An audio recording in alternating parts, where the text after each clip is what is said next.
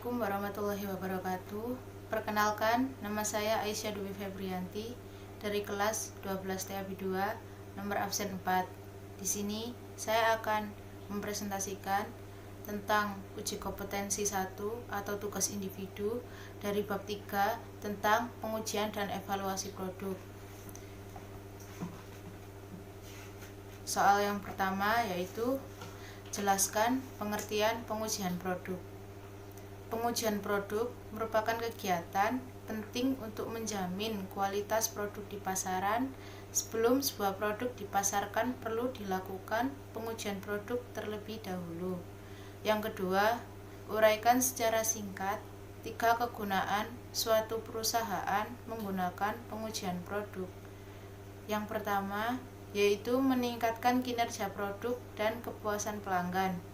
Pada proses pengujian produk diciptakan berdasarkan saran dan kebutuhan konsumen sehingga dapat meningkatkan konsumen pelanggan. Yang kedua, dapat mengukur kadaluarsa pada kualitas produk dalam penyimpanan. Dalam pengujian produk, semua bahan yang digunakan dalam pembuatan suatu produk sudah diuji. Berapa lama bahan tersebut dapat bertahan sehingga tanggal kadaluarsa suatu produk dapat ditentukan.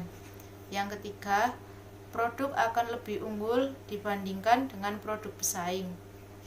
Produk yang melewati proses pengujian akan memiliki kualitas yang terjamin sehingga dapat mengungguli produk pesaing. Soal yang ketiga yaitu jelaskan peranan pemerintah sebagai pihak yang ikut berperan dalam pengujian suatu produk. Peran pemerintah yaitu dengan mengeluarkan undang-undang yang mewajibkan produsen menjelaskan kegunaan produk dan menjamin keamanan produk. Pemerintah terus mengadakan peningkatan mutu produk dengan menerbitkan suatu rangkaian standar secara nasional yaitu SNI atau Standar Nasional Indonesia. Pertanyaan yang keempat, jelaskan 6 persyaratan pengujian suatu produk sehingga produk tersebut benar-benar aman dikonsumsi oleh konsumen. Yang pertama yaitu pendekatan sistem. Metode prosedur pengujian produk harus memiliki sistem yang standar sehingga setiap produk yang sejenis diuji menggunakan cara yang sama, termasuk hal-hal sebagai berikut. Yang pertama, produk yang disiapkan harus sama. Yang kedua, kuesioner yang diajukan harus sama. Yang ketiga, rencana sampling yang sama. Dan yang terakhir, metode preparasi dan tabulasi data dilakukan secara sama. Yang kedua, yaitu data normatif.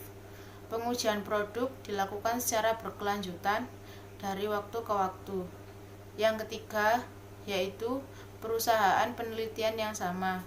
Ada baiknya produsen menggunakan satu perusahaan riset untuk melakukan semua pengujian produknya. Yang keempat, yaitu uji lingkungan nyata. Adalah pengujian produk yang dilakukan oleh orang-orang yang berada di lingkungan tempat nantinya produk tersebut akan digunakan. Yang kelima, populasi sampel yang relevan. Sampel merupakan variabel penting dalam pengujian produk. Produk yang memiliki pangsa rendah maka harus mencerminkan susunan merek dari pasar tersebut.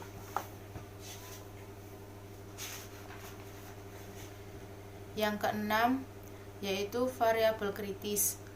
Variabel kritis harus diidentifikasi untuk setiap kategori produk agar dapat merancang sistem pengujian produk yang akurat. Dan yang terakhir, tindakan konservatif.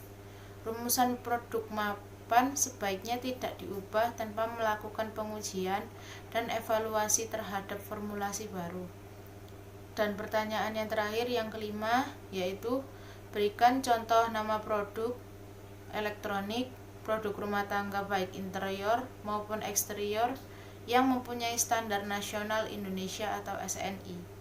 Yang pertama yaitu lampu, kedua televisi, yang ketiga kulkas, yang keempat mesin cuci, dan yang kelima kipas angin.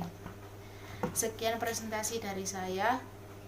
Apabila ada salah, mohon dimaafkan. Terima kasih. Wassalamualaikum warahmatullahi wabarakatuh.